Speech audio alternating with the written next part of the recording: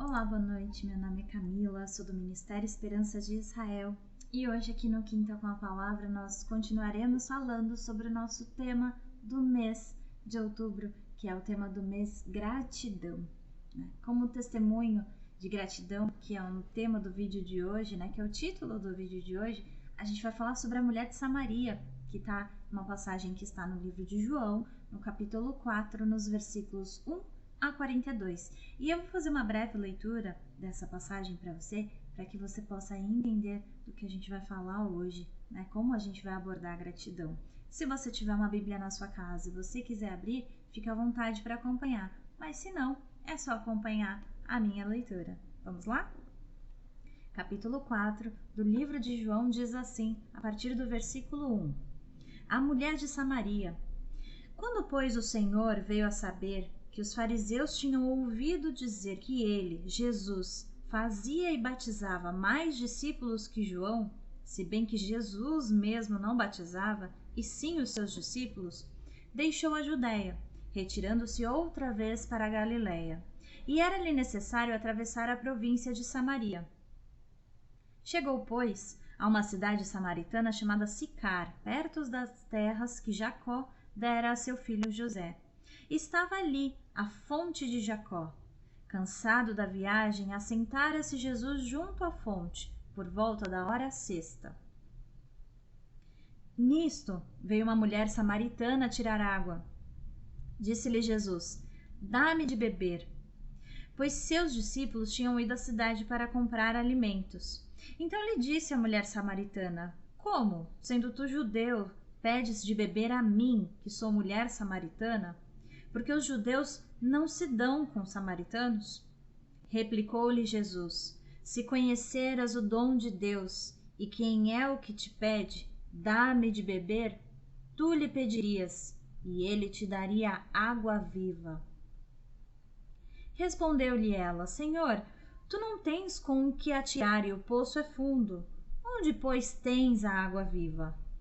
És tu, porventura, maior do que Jacó, nosso pai, que nos deu o poço, do qual ele mesmo bebeu, e bem assim seus filhos e o seu gado?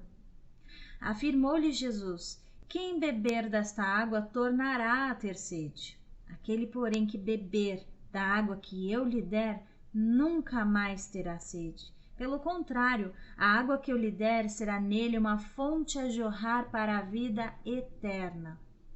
Disse-lhe a mulher: Senhor, dá-me dessa água para que eu não mais tenha sede e nem precise vir aqui buscá-la. Disse-lhe Jesus: vai, chama teu marido e vem cá. Ao que lhe respondeu a mulher: não tenho marido. Replicou-lhe Jesus: bem disseste, não tenho marido, porque 5 maridos já tiveste, e este que agora tens não é teu marido. Isto disseste com verdade. A verdadeira adoração. Senhor, disse-lhe a mulher, vejo que tu és profeta. Nossos pais adoravam neste monte. Vós, entretanto, dizeis que em Jerusalém é o lugar onde se deve adorar. Disse-lhe, pois, Jesus: mulher, podes crer-me que a hora vem, quando nem neste monte, nem em Jerusalém adorareis o Pai.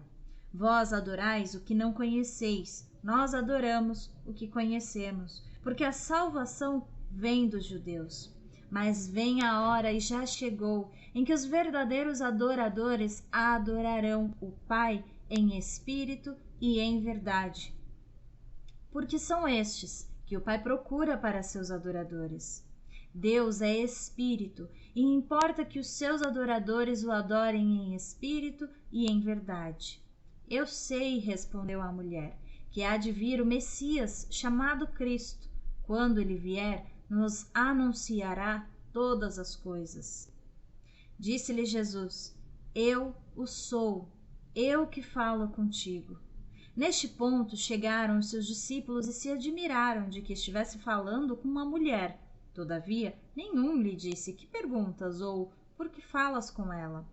Quanto à mulher, deixou o seu cântaro e foi à cidade, e disse àqueles homens: vinde comigo e vede, um homem que me disse tudo quanto tenho feito. Será este, porventura, o Cristo?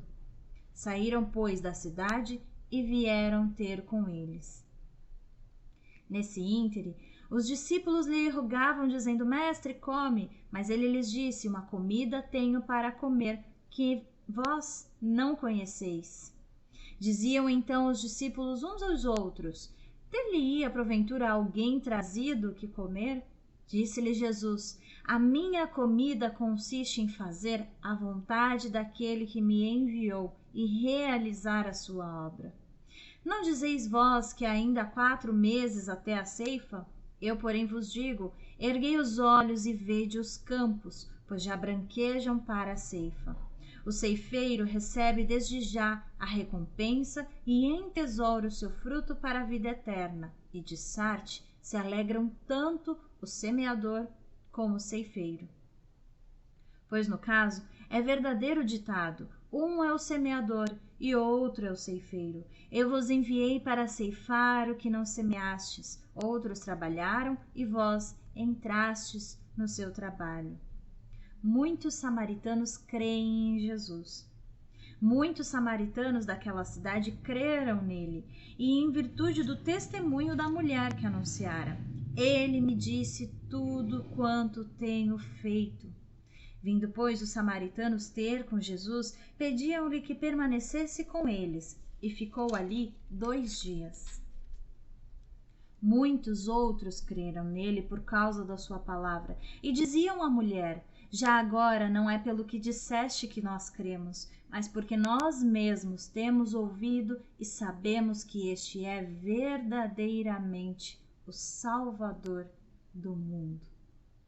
A gratidão, como comentário a partir dessa leitura do texto de João capítulo 4, ela é uma irmã siamesa, da alegria. Você já percebeu que a gratidão e a alegria elas andam sempre juntas?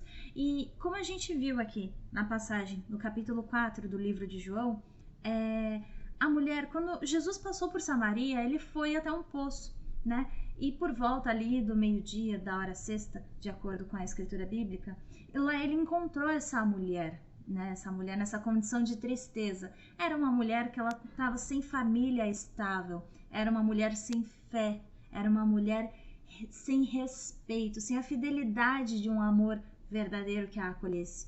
E foi esta mulher que Jesus pediu um favor: dê-me um pouco de água, diz a palavra. Ela ficou surpresa com esse pedido vindo de um judeu, porque realmente eles eram opostos, eles se distanciavam, eles não se davam bem, nem um pouco, esses 2 povos. Mas esse pequeno pedido, esse simples pedido que exigiria apenas um gesto de gentileza, na verdade era um pedido que era uma revelação, porque foi através desse pedido tão básico que o Senhor Jesus se revelou para ela, o Messias, que é a religião dela, que o judaísmo cria, o Messias se revelou para ela naquele momento. Mesmo que a gente compreenda que ele pediu a água e era ela quem tinha que dar esse gesto de dar a água a ele em resposta como gentileza, na realidade foi ao contrário. Foi ele quem ofereceu, usou esse gesto para oferecer para ela a água que saciaria a sede dela, e é aquela sede eterna. Essa imagem que o Senhor Jesus ele cria na cabeça dela é de ser esse poço sem fundo, com um líquido que jorra e jamais acaba. Ou seja, aquela busca existencial que a gente tem e que ela teve, e que ela tinha naquele momento, ia terminar. Mas o resultado dessa busca jamais acabaria, duraria para sempre, numa incessante alegria. Aquela mulher triste, ela foi envolvida naquele momento pela revelação de Jesus Cristo e pela certeza de que ele a conhecia como ninguém a conhecia. Esse convite do Senhor Jesus para saciar a sede dela veio acompanhado desse amor incondicional que ele oferece a todos nós e gera, assim como gerou no coração dela a alegria, gera no nosso coração. Você pode perceber na leitura novamente do capítulo 4 do livro de João que mudou o ânimo dela completamente. Você pode perceber que foi exatamente esse momento de mudança que fez ela espalhar a notícia sobre Jesus para os outros. Deixou o cântaro e foi para a cidade. Largou o cântaro e foi para a cidade. Esse foi o gesto de gratidão por ter conhecido Jesus, por ter encontrado aquilo que ela buscava, por ter sido aceita. Quem não é grato não consegue experimentar nada mais do que momentos de alegria, momentos de prazer, né? Essa é a grande verdade. E todos esses momentos de alegria e de prazer, eles são facilmente esquecidos, eles são descartáveis. Mas quem é preenchido genuinamente pela gratidão, reconhece que foi encontrado, né? Consegue reconhecer. Então ela consegue reconhecer nesse momento que ela foi encontrada por Jesus. Então ela foi preenchida por essa gratidão. E assim, no fundo do seu ser, você pode ver que tudo aquilo que era amargura, assim como a mulher de Samaria sofreu, tudo aquilo que era amargura, pessimismo, ressentimento, desesperança, cede lugar aos sentimentos de contentamento, de suficiência, de saciedade. E aí, em sequência, vem a alegria, naturalmente, sem alarde, com sinceridade. Gratidão apesar de, né? Porque todos os dias nas nossas vidas não são perfeitos ou fáceis ou flores, como costumamos dizer, né? Gratidão, ela não surge assim do nada. Puf, hoje eu estou grato. Não, ela não é sem contexto algum. Ela não é sem motivo. Mas ela é pura e exclusivamente, muitas vezes, fruto dessa maneira como a gente vê a vida, como a gente interpreta, como a gente encara a vida e cada circunstância que acontece conosco. E, de novo, né, isso não significa fingir que tá tudo bem ou ignorar os problemas, ter aquela síndrome de Poliana quando as coisas realmente não estão boas. Não, a gratidão, ela não é uma virtude de pessoas ingênuas. Ela é uma maneira sábia e sensível de perceber a realidade como um todo, né? De uma forma macro, uma forma integrada. E quando a gente escolhe nos alimentar da palavra do Senhor, quando a gente escolhe nos alimentar da palavra da verdade, da Bíblia, a Bíblia nos fornece esse amparo para que a gente possa enxergar como o Senhor vê, enxergar como o Senhor deseja que nós vejamos. Então, nem sempre a tristeza que nós sentimos, ela é ilegítima, né? Ela nem sempre a alegria, ela é verdadeira. A vida, ela tem essas partes que não são bonitas. Ela tem umas partes que são duras. Ela tem umas partes de confusão e de decepção e de medos e de pecados. Porque os nossos corações, por si só, eles são maus e poderosamente injustos às vezes. E a sequência toda da nossa existência nem sempre obedece uma lógica. Nem sempre tudo aquilo que nós batalhamos, nós conquistamos, nem sempre as nossas ações têm as consequências medidas e planejadas. A gente carrega assim muitas vezes por causa das situações feridas que são difíceis de cicatrizar e demoram às vezes para cicatrizar e doem em nós. Nós temos medo muitas vezes quando temos uma ameaça, algo que pode estar próximo, nos ameaçando. E quem vai negar todas essas coisas em relação aos nossos dias e às nossas vidas? Ninguém, mas também ninguém deve ser refém dessas coisas. Então, se a gratidão, ela de fato precede a alegria, é a mesma coisa que vale a pena a gente dizer aqui que a gratidão, ela existe mesmo sem a alegria. Ela é um sentimento que existe apesar da alegria. Apesar da alegria. É um ato, ser grato, muitas vezes de resistência. Muitas vezes é um ato de superação. Muitas vezes levantar, exercitar e se esforçar em gratidão é um ato de enfrentamento, né? Somos gratos porque do Senhor é que vem essa coragem que nos dá as condições de enfrentar as adversidades das nossas vidas. Existe uma expressão, pode, do chão seco brotar água limpa. É exatamente isso. A gratidão e a esperança, né? E é bom eu aqui comentar, porque a gratidão por si só, ela é incompleta, ela tem essa incompletude, seria a palavra, porque apesar de a gente sentir quando estamos gratos, essa sensação de saciedade, a gratidão ela está sempre inacabada, porque ela exercita na gente essa essência de sempre olhar em nosso entorno, em nosso redor, exercitando o exercício de melhoria, de esperança, de que sempre as coisas se renovem e melhorem. Então, nem tudo é tangível para quando você exercita a gratidão. Em tudo você pode tocar, nem tudo é palpável, mas enxergar a graça nos acontecimentos do hoje, quem é grato já enxerga pela fé aquilo que vai melhorar e aquilo que vai ser completo.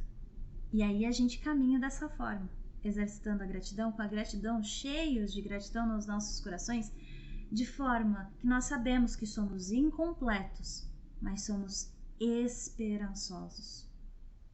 Foi assim o olhar do Senhor Jesus, na verdade, ali na passagem do capítulo 4, versículo 35.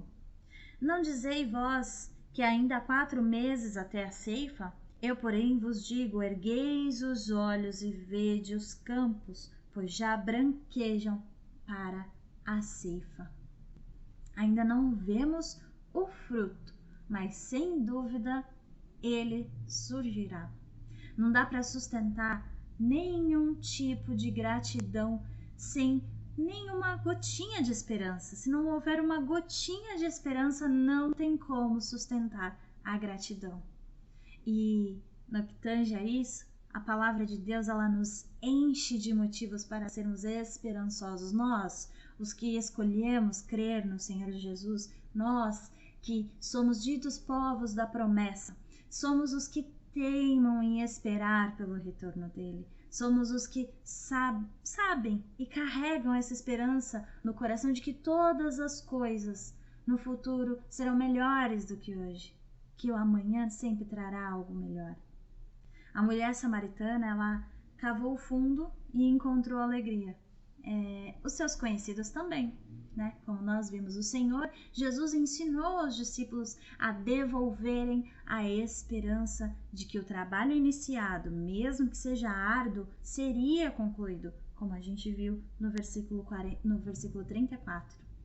Gratidão é muito mais do que um monte de sentimentos bons. É antecipar o caminho para a alegria. É ser saciado por uma água que, de verdade, torna a vida, de fato, eterna. Eu espero que nessa noite essa palavra ela tenha sido uma palavra de bênção para você.